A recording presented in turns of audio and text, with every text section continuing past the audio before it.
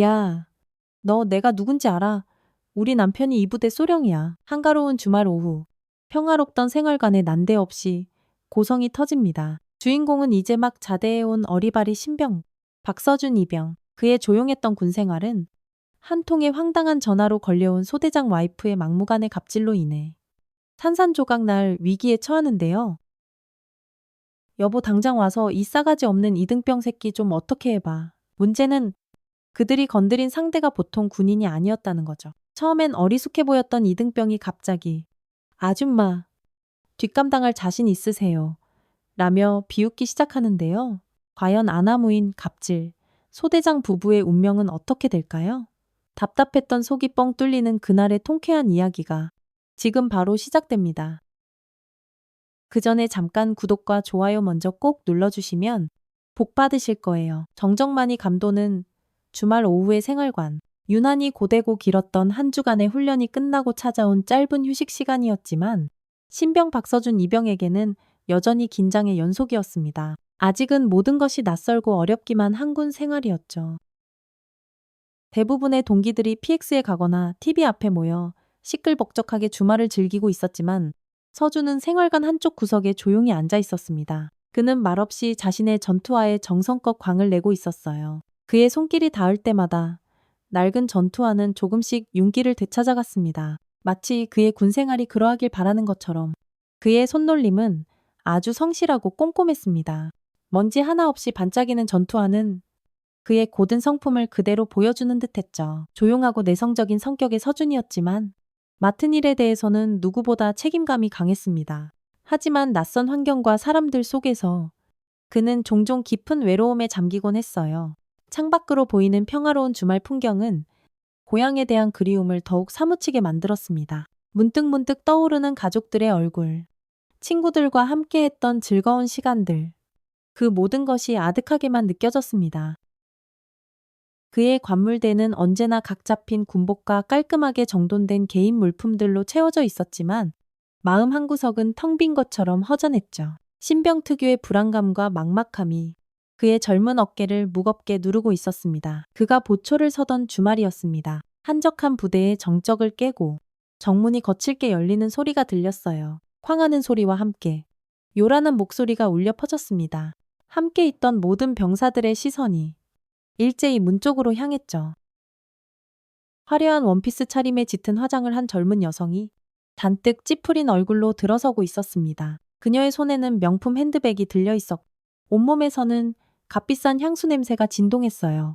군부대와는 전혀 어울리지 않는 이질적인 모습이었습니다. 그녀는 바로 2부대 1소대장 최민혁 소령의 아내 김유라였어요. 첫인상부터 오만함과 신경질이 가득한 얼굴이었습니다. 여기 최민혁 소령 없어. 김유라는 날카롭고 짜증 섞인 목소리로 주위를 휙 둘러보며 소리쳤습니다. 마치 이곳이 제 집 안방이라도 되는 듯 거침없는 태도였죠. 병사들은 당황한 기색이 역력했습니다. 하던 모든 동작을 멈추고 김유라의 눈치를 살피기 시작했어요. 마침 정문에서 가장 가까운 곳에 있던 서준에게 그녀의 날카로운 시선이 꽂혔습니다. 김유라는 서준을 향해 턱짓하며 반말로 쏘아붙였어요. 어이, 거기 이등병. 우리 남편 못 봤어. 지금 어디 있는지 당장 말하네. 그녀의 고압적인 말투와 명령조의 목소리에 부대 분위기는 순식간에 싸늘하게 얼어붙었습니다. 서준은 자신도 모르게 몸이 굳는 것을 느꼈죠. 서준은 당황했지만 곧 정신을 차리고 자리에서 벌떡 일어났습니다. 반사적으로 경례를 붙이며 또렷하게 대답했어요. 충성. 최민혁 소령님께서는 현재 외부에서 진행되는 작전 회의에 참석 중이십니다. 30분 내로 복귀하실 예정이라고 들었습니다. 그의 목소리는 긴장감으로 살짝 떨렸지만 내용은 정확하게 전달되었습니다. 하지만 김유라는 서준의 예의 바르고 군기 잡힌 대답에도 아랑곳하지 않았습니다. 오히려 그의 그런 모습이 더 거슬린다는 듯 미간을 잔뜩 찌푸린 채 서준을 위아래로 훑어보았죠. 마치 하찮은 벌레라도 쳐다보는 듯한 경멸의 눈빛이었습니다. 그래 그럼 잘 됐네. 회의 끝날 때까지 시간도 남는데. 김유라는 비꼬는 듯한 말투로 중얼거리더니 서준에게 당연하다는 듯이 명령했습니다. 내가 PX까지 안내하고 거기까지 내 가방이랑 짐 좀 들어. 날도 더운데 목도 마르니까 시원한 이온 음료수도 하나 사주고 말이야. 아, 물론 네 돈으로. 그녀의 말투에는 일말의 미안함이나 배려 따위는 찾아볼 수 없었습니다. 이등병 따위는 자기 마음대로 부려도 되는 존재, 그 이상도 이하도 아니라고 생각하는 듯 했어요. 서준은 순간 할 말을 잃었습니다. 이런 노골적이고 부당한 요구는 군 생활을 시작한 이래 처음 겪어보는 일이었죠. 그의 얼굴이 미세하게 굳어졌습니다. 서준은 잠시 망설였습니다. 어떻게 대처해야 할지? 머릿속이 복잡했죠. 하지만 이내 마음을 다잡 조심스럽게 그러나 단호하게 입을 열었습니다. 죄송합니다. 사모님, 저는 현재 생활관 대기 중인 근무병사입니다. 규정상 개인적인 심부름이나 사적 지시를 수행하기는 어렵습니다. 혹시 다른 도움이 필요하시다면 잠시 기다리시면 당직 사관이 올 겁니다. 그에게 말씀해 주시면 그의 목소리는 떨렸지만 눈빛에는 자신의 원칙을 지키려는 의지가 담겨 있었습니다. 그 순간 김유라의 얼굴이 분노로 일그러지기 시작했습니다. 곱게 화장한 얼굴이 흉하게 실룩거렸. 뭐라고 이 이등병 나부랭이가 지금 감히 누구한테 안 된다고 하는 거야. 너 지금 제정신이야. 그녀의 목소리가 이전보다 훨씬 더 날카롭고 커졌습니다. 생활관의 모든 병사들이 숨을 죽이고 이 상황을 지켜보고 있었어요. 우리 남편이 누군지 진짜 몰라서 이래. 이 부대에서 우리 남편 말 한마디면 안 되는 게 없는 최민혁 소령이라고 너까지 이등병 하나쯤은 당장 내일 아침에 영창으로 보내버릴 수도 있는 사람이야. 알아들어? 김유라는 들고 있던 명품 핸드백을 신경질적으로 바닥에 던지듯 내려놓으며 서준에게 한 걸음 더 다가섰습니다. 그녀의 눈에는 경멸과 분노가 뒤섞여 이글거리고 있었다. 이등병이면 이등병답게 까라면 까야지. 어디서 감히 상관가족한테 토를 달고 불복종을 해. 내가 지금부터 내 군번이랑 관등성명 똑똑히 기억해두겠어. 오늘 내 군 생활 아주 재밌게 끝내줄 테니까 각오하라고 알겠냐고. 협박과 폭언이 쉴 새 없이 쏟아졌습니다. 허주는 입술을 굳게 깨물었어요. 가슴 속에서는 억울함과 분노가 치밀어 올랐지만 신병이라는 신분과 상대의 지위를 생각하니 아무것도 할 수 없었습니다. 오직 침묵으로 버티는 수밖에 없었죠. 생활관의 다른 병사들은 안절부절 못하며 이 숨막히는 광경을 지켜볼 뿐이었습니다. 몇몇 선임병들은 김유라의 눈치를 보며 슬금슬금 자리를 피하려 했지만 그녀의 서슬퍼런 기세에 차마 움직이지 못하고 있었죠. 누구 하나 선뜻 나서서 서준을 도와주거나 상황을 중재하려는 병사는 없었습니다. 김유라의 기세가 너무도 등등했고 소령의 아내라는 배경이 그들을 위축시키기에 충분했으니까요. 그녀는 자신의 남편이 가진 권력을 마치 자신의 것인 양 휘두르며 생활관 전체를 공포 분위기로 몰아넣고 있었습니다. 당장 안 따라오고 뭐해? 내 가방 안 들어 PX까지 안내하라고 했지? 그리고 내가 마실 음료수. 내 월급에서 까서 사. 알겠어? 김유라는 고래고래 소리를 지르며 서준의 팔을 거칠게 잡아 끌려고 했습니다. 서준은 본능적으로 팔을 빼며 저항했어요. 하지만 여자의 악력이라고는 믿기지 않을 정도로 힘이 강했습니다. 그는 속으로 간절히 생각했죠. 이건 아니다. 이건 정말 부당한 일이다. 누가 좀 도와줬으면. 하지만 그의 바람은 이루어지지 않았습니다. 바로 그때 김유라는 더욱 격분하여 악을 썼습니다. 이게 진짜 보자 하니까 끝까지 개기네. 여보 당장 이리 좀 와봐요. 그녀는 핸드폰을 꺼내 어디론가 다급하게 전화를 걸기 시작했어요. 그녀의 손가락은 분노로 후들후들 떨리고 있었습니다. 여보 여기 웬 미친 이등병 하나가 날 무시하고 명령 불복종이야. 내가 당신 아내라고 몇 번을 말했는데도 눈 하나 깜짝 안 한다고 당장 와서 얘 군기 좀 바짝 잡아줘요. 내가 이런 꼴 당하려고 당신 따라서 이 총구석군인 아파트까지 와서 사는 줄 알아. 김유라는 전화기에 대고 악을 쓰듯 소리 질렀습니다. 그녀의 목소리는 히스테릭하게 떨리고 있었고 얼굴은 눈물과 분노로 범벅이 되어 있었. 그녀의 연극은 실로 대단했습니다. 얼마 지나지 않아 생활관 문이 다시 한번 요란하게 열렸습니다. 이번에는 땅이 꺼져라 하는 군화 소리와 함께 최민혁 소령이 잔뜩 격앙된 얼굴로 뛰어들어왔어요. 그의 얼굴은 분노로 붉게 상기되어 있었고 코에서는 씩씩거리는 거친 숨소리가 터져나왔습니다. 김유라는 기다렸다는 듯이 남편을 보자마자 마치 자신이 엄청난 봉변이라도 당한 것처럼 울먹이며 달려갔죠. 여보, 저 이등병 좀 어떻게 좀 해봐요. 내가 당신 아내라고, 최소령 아내라고 분명히 말했는데도 날 대놓고 무시하고 심부름 하나 시켰다고 어디서 되바라지게 대들잖아요. 저런 애는 처음부터 군기를 바짝 잡아야 한다고요. 안 그러면 다른 애들까지 기어오른단 말이에요. 그녀의 말에는 교묘한 거짓과 과장이 섞여 있었습니다. 최소령은 아내의 일방적인 말만 철석같이 믿고는 서준을 향해 불호령을 내리기 시작했습니다. 이봐, 박서준 이병자네. 지금 제정신인가 여기가 어딘 줄 알고? 그런 무례한 행동을 하는 건가? 감히 누구한테 함부로 군인 가족을 무시하고 명령, 불복종을 해자네. 눈에는 내가, 아니 이 부대 전체가 우습게 보이나 보지? 그의 목소리는 생활관 전체를 쩌렁쩌렁 울렸습니다. 서준은 억울함과 당혹감에 눈앞이 캄캄해지는 것을 느꼈어요. 제대로 된 상황 파악도 없이 아내의 말만 듣고 자신을 범죄자 취급하는 소령의 모습에 깊은 절망감을 느꼈습니다. 변명할 기회조차 주어지지 않았죠. 아닙니다. 소령님, 저는 결코 사모님을 무시하려던 것이 아닙니다. 저는 그저 서준이 겨우 용기를 내어 입을 열었지만 최소령은 그의 말을 듣기는커녕 손짓으로 제지했습니다. 뭐가 아니야. 변명 따위 듣고 싶지 않아. 내 눈에는 내가 아무것도 아닌 것처럼 보이나 본데 내가 마음만 먹으면 너 같은 이등병 하나쯤은 당장 영창에 보내거나 아예 군 생활을 불지옥으로 만들어줄 수도 있어. 당장 내 아내에게 정중히 사과하고 시키는 대로 모든 심부름을 하도록 해. 그렇지 않으면 네가 어떤 불이익을 받게 될지 각오해야 할 거야. 최소령은 서준을 잡아먹을 듯이 노려보았습니다. 그의 눈에는 분노와 함께 자신의 권력을 과시하려는 듯한 오만함이 서려 있었죠. 서준은 더 이상 아무 말도 할 수 없었습니다. 고개를 푹 숙인 채 그저 모든 비난을 감내해야 했어요. 온몸에 힘이 빠져나가는 것 같았습니다.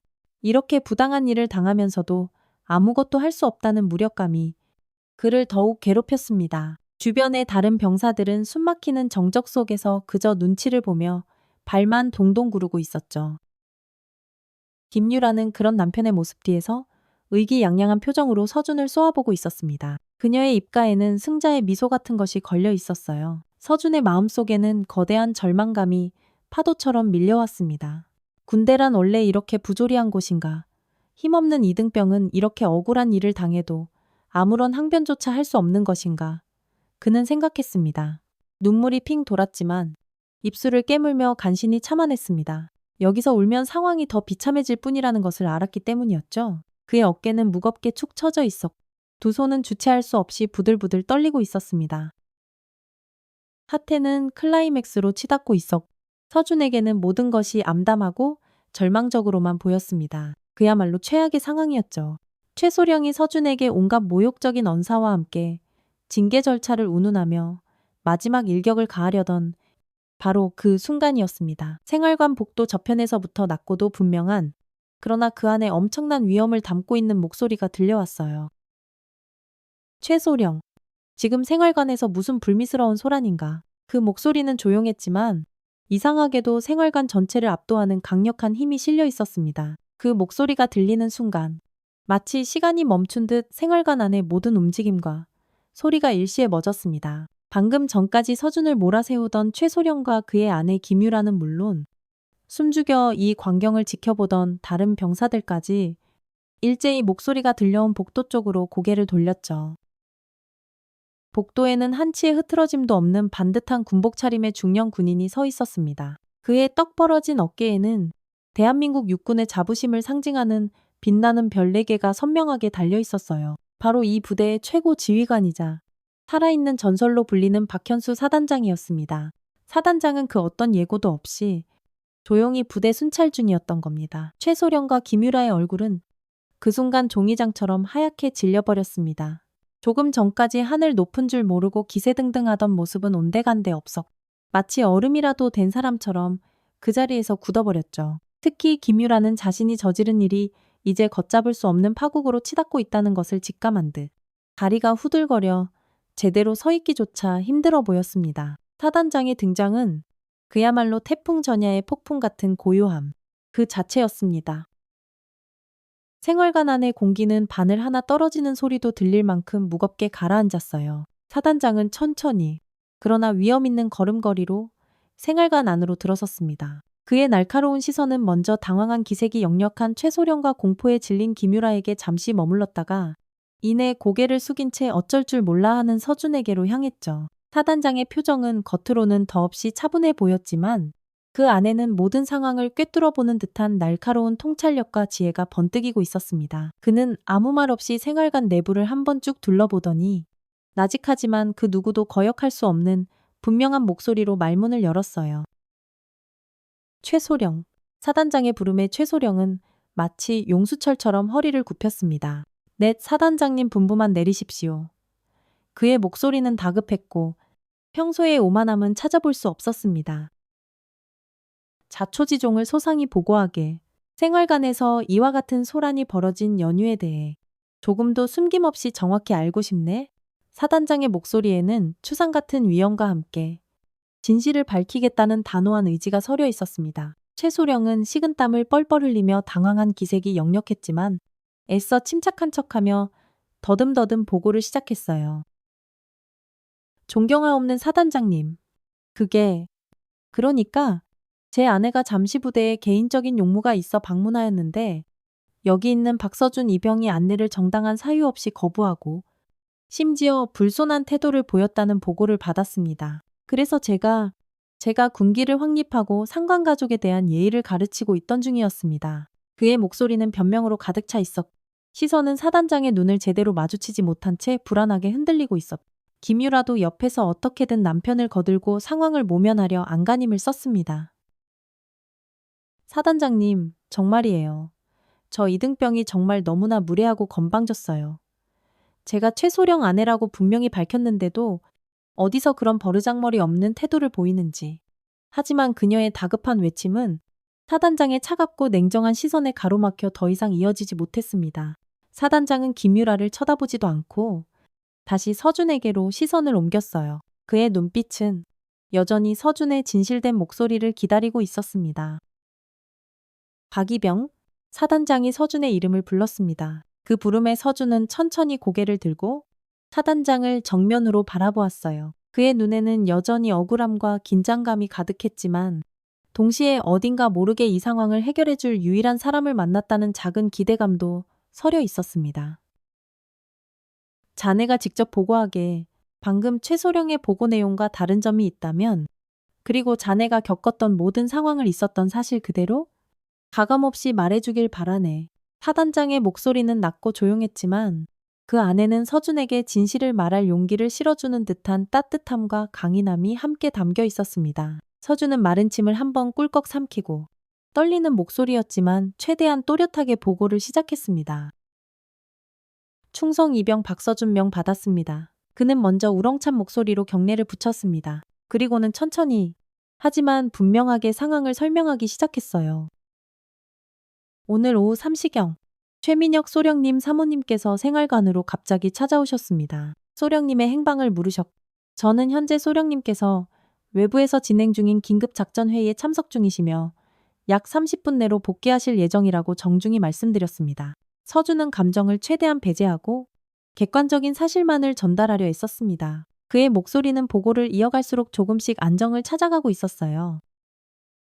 그러자 사모님께서는 저에게 PX까지의 길 안내와 함께 사모님의 개인적인 짐을 운반해 줄 것을 요구하셨습니다. 또한 갈증이 나신다며 시원한 음료수를 사오라고 지시하셨습니다. 저는 현재 생활관 대기 중인 정식 근무 병사이므로 규정상 간부 가족의 개인적인 심부름이나 사적 지시를 수행하는 것은 어렵다고 정중히 말씀드렸습니다. 혹시 다른 공식적인 도움이 필요하시다면 잠시만 기다리시면 곧 도착할 당직 사관에게 말씀해 주시는 것이 좋겠다고 안내해 드렸습니다. 서준은 잠시 말을 멈추고 자신을 노려보는 김유라를 한번 쳐다보았습니다. 김유라는 이제 고개를 푹 숙인 채 아무 말도 하지 못하고 있었다. 그녀의 어깨가 미세하게 떨리고 있었습니다. 서준은 계속해서 보고를 이어갔습니다. 그러자 사모님께서는 갑자기 태도를 바꾸시며 저에게 반말과 함께 폭언을 하시기 시작했습니다. 제가 이등병이라는 이유로 인격적으로 모독하는 발언을 하셨고 남편이신 최소령님의 지위를 언급하며 저를 협박하셨습니다. 심지어 제 부모님까지 언급하며 모욕적인 말씀을 하셨습니다. 그리고는 최소령님께 직접 전화하시어 제가 명령에 불복종하고 자신을 무시했다며 저를 처벌해달라고 과장하여 요청하셨습니다. 잠시 후 도착하신 최소령님께서는 제 해명을 들으려 하지 않으시고 사모님의 말씀만을 근거로 저를 질책하시며 징계를 언급하셨습니다. 이상 상황 보고를 마칩니다. 충성. 서준의 상세하고 침착한 보고가 끝나자 생활관 안에는 숨막힐 듯 무거운 침묵이 다시 한번 흘렀습니다. 박현수 사단장은 아무 말 없이 서준과 최소령 부부를 번갈아 뚫어지게 바라보았어요. 그의 얼굴에는 여전히 어떤 감정도 명확히 드러나지 않았지만 그 깊은 침묵은 마치 폭풍 전의 고요함처럼 느껴져 모두를 긴장하게 만들었습니다. 최소령은 이마에 맺힌 식은땀을 연신 손등으로 닦아내며 사단장의 눈치를 살폈고 김유라는 이제 금방이라도 바닥에 쓰러질 것처럼 창백한 얼굴로 울음을 터뜨릴 것 같은 표정을 짓고 있었죠. 다른 병사들은 마치 죄인이라도 된 것처럼 고개를 숙인 채 미동도 하지 않았습니다. 마침내 사단장이 입을 열었습니다. 그의 목소리는 이전보다 훨씬 더 차갑고 낮아져 있었지만 그 안에는 실망감과 함께 이글거리는 분노가 뒤섞여 있는 듯 했습니다. 최소령. 그 부름에 최소령은 거의 경기를 일으킬 듯 움찔하며 반사적으로 허리를 굽혔습니다. 네 사단장님. 자네는 대한민국 육군 장교로서 부하들을 지휘하고 솔선수범해야 할 간부일세. 그리고 군인 가족은 일반 민간인과는 달라 군의 명예를 지키고 군 기강 확립에 협조해야 할 의무가 있네. 그런데 지금 이게 무슨 추태인가. 일개 이등병에게, 그것도 근무 중인 병사에게 사적인 심부름을 강요하고 이를 거절했다는 이유로 폭언과 협박을 일삼아 심지어 자네는 상황 파악도 제대로 하지 않고 아내의 말만 편파적으로 듣고 부하 병사를 겁박했단 말인가. 이게 대한민국 육군소령과 그 가족의 올바른 처신이라고 생각하는가. 사단장의 질책은 마치 예리한 칼날처럼 최소령의 가슴에 비수처럼 꽂혔습니다. 최소령은 고개조차 들지 못한 채 온몸을 부들부들 떨었어요. 김유라는 이미 두 손으로 얼굴을 가린 채 서럽게 울기 시작했습니다. 아, 아닙니다. 사단장님, 그것은 전부 오해십니다. 제 아내는 그저 잠시 부탁을 하려던 것뿐인데 저 이병이 너무 예민하게 반응해서 최소령이 어떻게든 상황을 수습해보려 다급하게 변명을 늘어놓았지만 사단장은 싸늘한 눈빛으로 그의 말을 가로막았습니다. 오해라고 방금 박 이병의 육하원 측에 따른 상세한 보고와 최소령 자네의 앞뒤가 맞지 않는 변명, 그리고 여기 있는 다른 병사들의 겁먹은 표정들을 종합해보면 무엇이 진실이고 무엇이 거짓인지 짐작하기란 그리 어렵지 않네. 사단장은 싸늘한 시선으로 생활관 안의 다른 병사들을 천천히 둘러보며 말했어요. 병사들은 여전히 모두 고개를 푹 숙인 채 아무 말도 하지 않았지만 그들의 굳은 표정에서는 서준의 말이 명백한 사실이라는 것을 어렵지 않게 알 수 있었습니다. 그리고 바로 다음 순간 사단장은 서준을 지그시 바라보며 생활관 안의 모든 사람들이, 특히 최소령 부부가 전혀 예상치 못한 충격적인 말을 꺼냈습니다.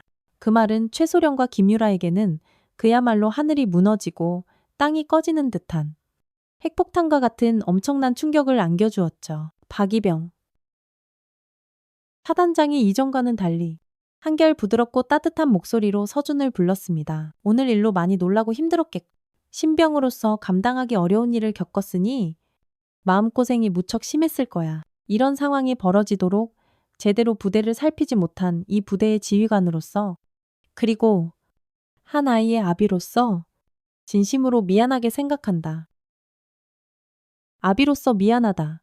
그 한마디가 생활관 전체의 낮은 음성으로 울려 퍼지는 순간 최소령과 김유라는 물론이고 그 자리에 있던 다른 모든 병사들의 눈이 믿을 수 없다는 듯 휘둥그레졌습니다. 순간적으로 귀를 의심하는 표정들이었어요. 박서준 이병이, 저 순하고 어리숙해 보이기까지 하던 신병이 감히 하늘같이 높은 이 부대의 최고 지휘관 박현수 사단장의 외아들이라고, 그 누구도 단 한 번도 상상조차 해보지 못했던 엄청난 반전이었습니다. 최소령은 다리에 힘이 풀리는 듯 휘청거렸고 간신히 옆에 관물대를 붙잡고 쓰러지지 않을 수 있었어요. 김유라는 입을 떡 벌린 채 아무 말도 하지 못했습니다. 그녀의 얼굴은 이미 하얗다 못해 파랗게 질려 있었죠. 자신이 방금 전까지 얼마나 엄청난 사람에게 얼마나 엄청난 갑질을 저질렀는지 이제야 뼈저리게 깨달은 것 같았습니다. 사단장은 잠시 숨을 고른 후 당황과 충격에 휩싸인 주변을 둘러보며 한층 더 단호하고 우렁찬 목소리로 말을 이었습니다. 그의 목소리에는 이제 참을 수 없는 분노와 함께 아들을 향한 안타까움과 대견함이 뒤섞여 있었어요.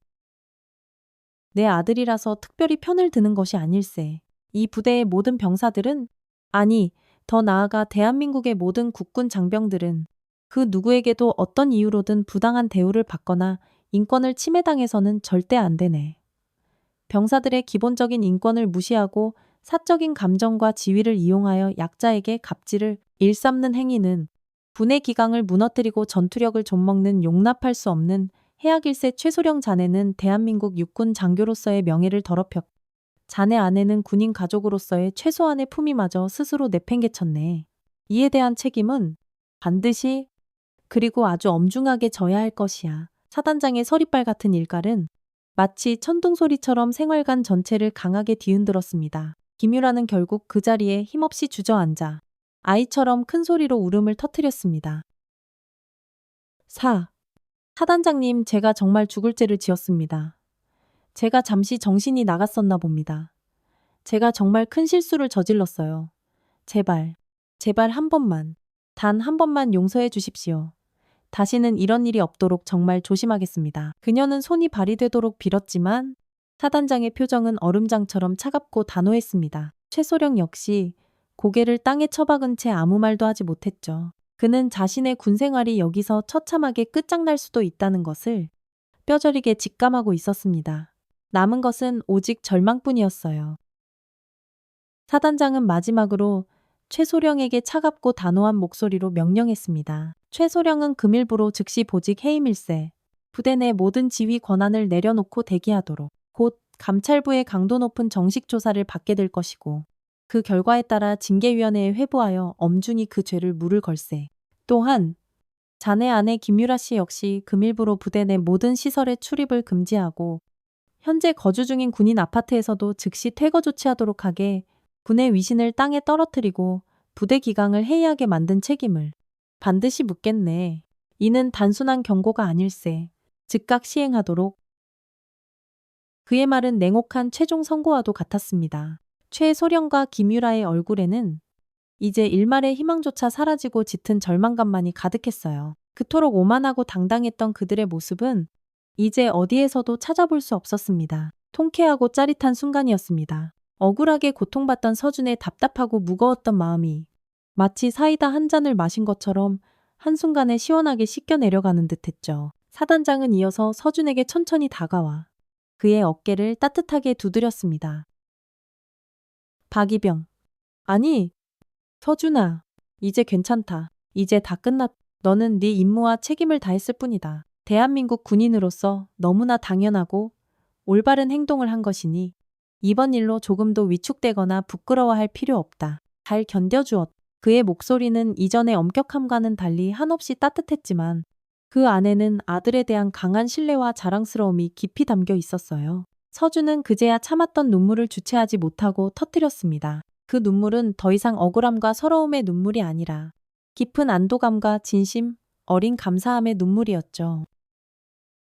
이 충격적인 사건의 전말은 순식간에 번개처럼 부대 전체로 퍼져나갔습니다. 사단장의 단호하면서도 공명정대한 조치와 아들 앞에서도 흔들림 없이 정의로운 판단을 내린 그의 모습에 모든 장병들과 간부들이 깊은 감탄과 존경을 보냈어요. 특히 신병임에도 불구하고 부당한 갑질에 굴하지 않고 자신의 원칙을 지키려 했던 서준의 용감한 대처와 아버지인 사단장의 권위를 내세우지 않고 묵묵히 자신의 본분을 다한 그의 겸손한 모습은 많은 이들에게 깊은 인상과 감동을 남겼습니다. 시간이 흘러 최민혁 소령은 결국 군형법에 따른 직권남용과 가혹행위 교사 등의 혐의로 중징계를 받고 결국 불명예스럽게 전역하는 것으로 그의 군생활은 막을 내렸습니다. 더 이상 부대 내에서 그 어떤 영향력도 행사할 수 없게 되었음은 물론이고 그의 이름은 부대 내에서 부끄러운 오점으로 남게 되었죠. 그의 아내 김유라 역시 부대 내에서 완전히 고립되었고 사람들의 따가운 시선을 견디지 못한 채 결국 조용히 부대를 떠나야 했습니다.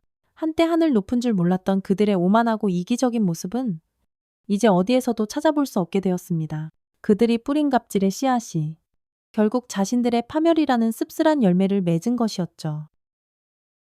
한편 박서준 이병은 그 사건 이후에도 조금도 달라지지 않고 변함없이 성실하게 자신의 군복무를 이어갔습니다. 오히려 이전보다 더욱 책임감 있는 모습으로 훈련에 임했고 동료 병사들과도 더욱 돈독한 관계를 맺었죠. 동료들은 그를 남몰래 존경의 눈빛으로 바라보았습니다. 하지만 서준은 그런 시선에 조금도 우쭐해하거나 거만해지지 않았습니다. 오히려 더욱 겸손하고 묵묵하게 자신의 임무를 수행하며 진정한 군인의 자세를 보여주었어요. 사단장인 아버지 박현수 장군 역시 아들을 특별히 대우하거나 편애하는 일은 결코 없었습니다. 공과사를 칼같이 엄격하게 구분하는 그의 성품은 이미 모든 장병들이 익히 알고 존경하는 바였죠. 하지만 그는 정의를 지키고 그릇된 것에 굴하지 않으며 꿋꿋하게 성장하는 아들 서준의 모습을 보며 남몰래 깊은 뿌듯함과 자랑스러움을 느꼈습니다. 서준이 가끔 휴가를 나올 때면 아버지는 그저 말없이 따뜻한 밥 한 끼를 함께하며